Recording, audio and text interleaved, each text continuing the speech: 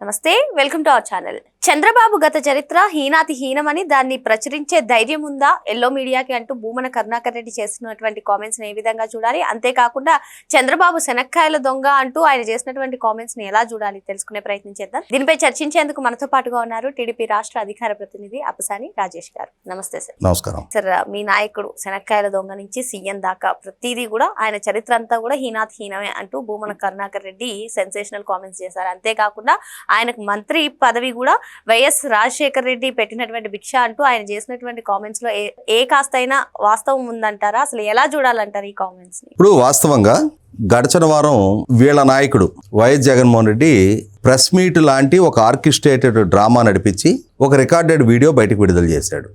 Morning show టైంకి begin చేసి matinee show time దాకా ఒక 2.5 గంటల సేపు నడిపించిన ప్రహసనంలో అతను చేసుకున్న సెల్ఫ్ గోల్ పర్యవసానం, నేను మంచోడిని, మా నాయన మంచోడు, మా తాత మంచోడు అని చెప్పని వాళ్ళ వంశపు భుజకీర్తుల మొత్తాన్ని ప్రజలకు పరిచయం చేయాలని చెప్పని జగన్మోహన్ రెడ్డి చేసిన ప్రయత్న పర్యవసానం ఇవాళ రాజశేఖర రెడ్డి ఏంటి, వాళ్ళ క్రూరత్వం ఏంటి, వాళ్ళు చేసిన దోపిడీలు ఏంటి, వాళ్ళ వల్ల జరిగిన హత్యలేంటి, వాళ్ళు కూల్చిన ఇళ్ళెన్ని, ఎవరు పీకలు కోశారు, ఏ బూతులు క్యాప్చర్ చేశారు, ఏ రిగ్గింగ్లతో రాజకీయం నడిపించారు, ఏ రక్తపు కూడిదిని వాళ్ళ ఆస్తులు సంపాదించారు, ఇవన్నీ గడిచిన వారం రోజులుగా విస్తృతంగా చర్చనీయాంశం అవుతూ ఉన్నాయి. అలా చర్చనీయాంశం చేసుకున్నది జగన్మోహన్ రెడ్డి. సహజంగా మన సమాజంలో ఉన్న ఒక ఆలోచన భావజాలం ఏంటి అంటే, చనిపోయిన వాళ్ళ గురించి పెద్దగా వాళ్ళు ఎంత దుర్మార్గులైనా దుష్టులైనా పోయిన వాళ్ళంతా మంచోళ్ళులే అని చెప్పని వాళ్ళ పాపపు చరిత్రలు పెద్దగా చర్చనీయాంశం కావు. వాడి పాపం వాడే చేసుకొని వాడే పోయాళ్లే అని చెప్పని కొంత జాలి చూపించే నైజం మనలో ఉంటుంది.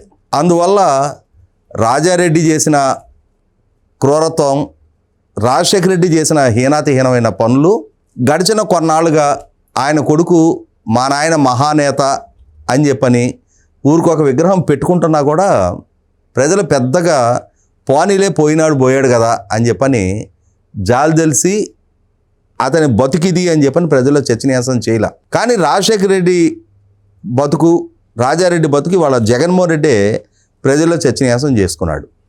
దాంతో ఇక ఈ భూమన కరుణాకర్ రెడ్డి ఎలా అయినా సరే రాజారెడ్డిని ఒక స్వాతంత్ర సమరయోధుడిలాగా చిత్రీకరించాలి అని చెప్పని మొన్న రాజారెడ్డి జయంతి అని చెప్పని ఓ శాంత స్వభావి, అసలు ప్రేమానురాగాలు కురిపించే ఇటువంటి నాయకుడు నీడన నేను పెరగటం, ఆ ఆదరణ నాకు దక్కటం అసలు నా జన్మ ధన్యం అని చెప్పని సాక్షిలో ఒక ఆర్టికల్ రాశాడు. దానికి కొనసాగింపుగా నేను ప్రెస్ మీట్ పెట్టి జగన్మోహన్ రెడ్డి ప్రెస్ మీట్ వల్ల జరిగిన బూమరాంగ్ నేపథ్యంలో, ఎందుకంటే జగన్మోహన్ రెడ్డి ఏమన్నాడు, మా తాతను చంపిన వాళ్ళని నేను జాలి తెలిసి వదిలేసా, నేను ప్రాణభిక్ష పెట్టా అని చెప్పని మాట్లాడాడు.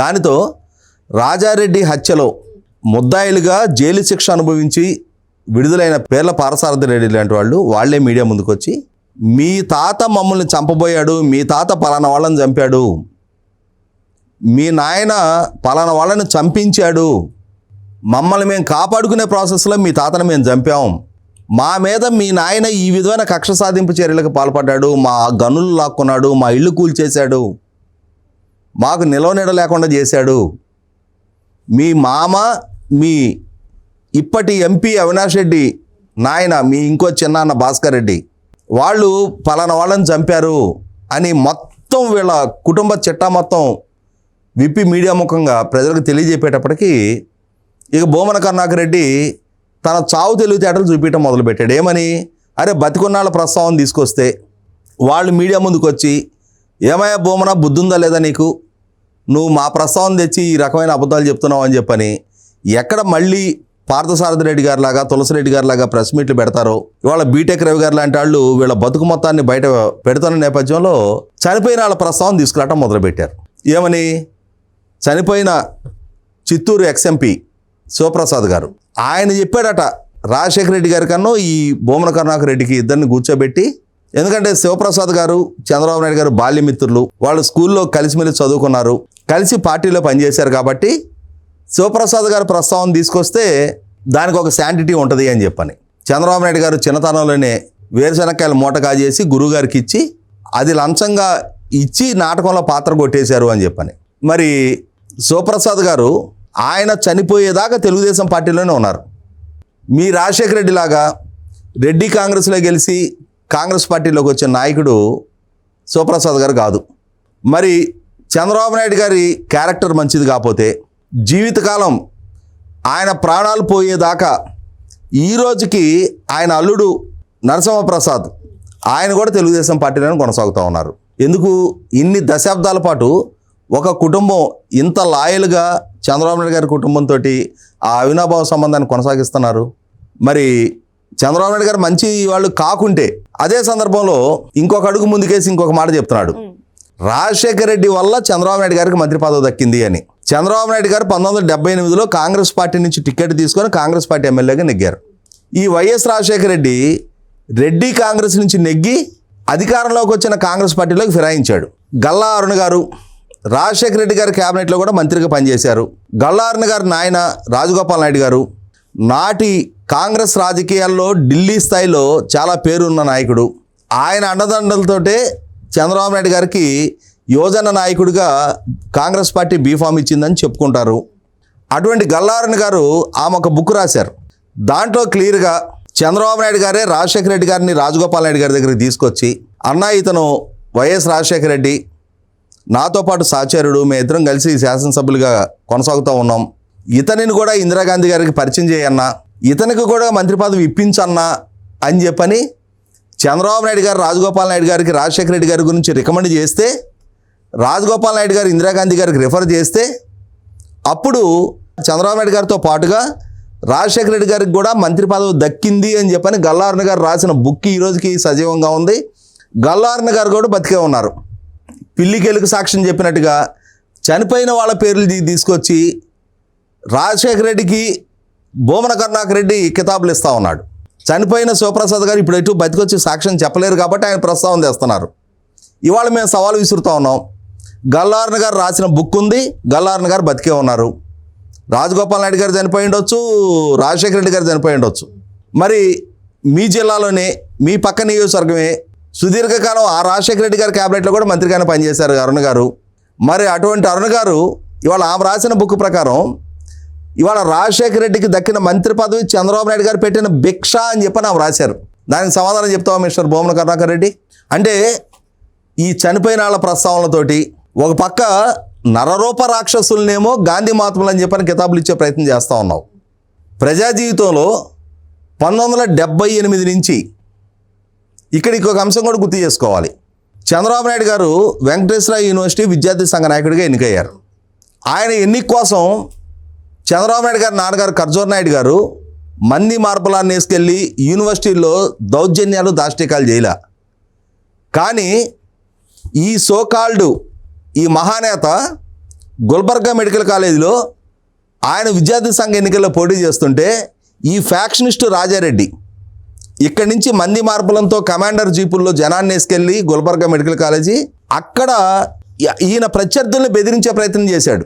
ఆ రోజు ఈయన మీద పోటీ చేసింది డాక్టర్ రావు రవీంద్రనాథ్ గారు, మా తెనాలి ఎక్స్ఎమ్మెల్యే, మా తాతయ్య గారి ఇంటికి పక్కనే ఇల్లు, చాలా సన్నిహిత బంధుత్వాలు ఉన్న కుటుంబాలు. మరి మాకందరికీ తెలిసిన విషయమే. ఆ రోజు ఈ రాజారెడ్డి విద్యార్థి సంఘ ఎన్నికలకి పులివెందుల నుంచి గుల్బర్గా వెళ్ళాడు. విద్యార్థి సంఘ ఎన్నికల్లో కూడా దౌర్జన్యమే వీళ్ళది. ఇవాళ బతుకది. ఇవాళ వీళ్ళు వచ్చి చంద్రబాబు నాయుడు గారి క్యారెక్టర్కి వంకలు పెట్టే ప్రయత్నం చేస్తూ ఉన్నారు. ఇదే భూమన కరుణాకర్ రెడ్డి నేను ఇంకొక అడుగు ముందుకేసి స్వామీజీలను ఉద్దేశించి, సర్వసంగ పరిత్యాగులైన స్వామీజీలను ఉద్దేశించి వాళ్ళు పచ్చ చొక్కాలు విసర్జించి కాషాయ బట్టలు కట్టుకున్నారు అని చెప్పని. ఇదే భూమన కరుణాకర్ రెడ్డికి కూడా గతం ఉంది. ఏం గతం?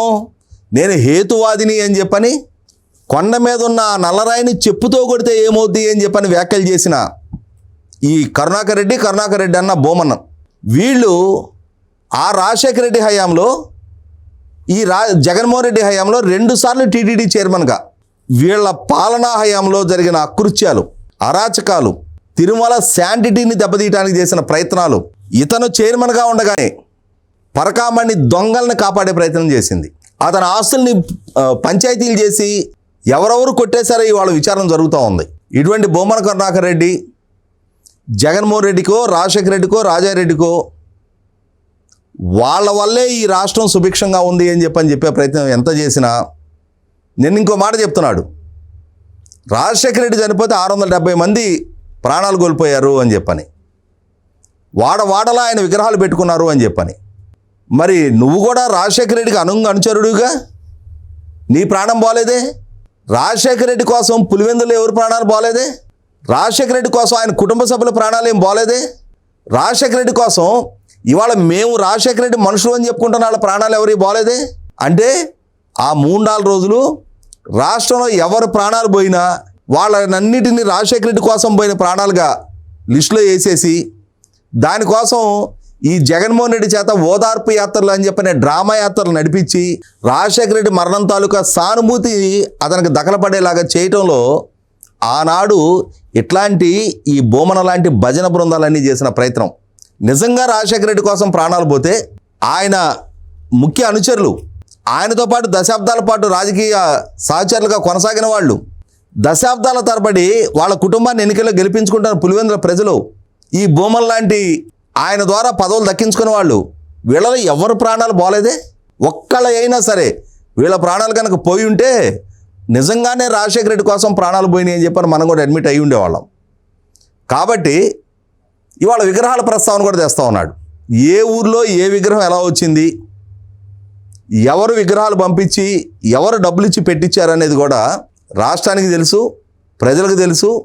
కాబట్టే ఇవాళ నాడు విగ్రహాలు పెట్టిన వాళ్ళెందరూ ఇవాళ ఆ విగ్రహాలను ఆలనా పాలన చూస్తున్నారు అనేది కూడా ఒకసారి వాళ్ళనే ఆలోచించుకోమని చెప్తున్నాం.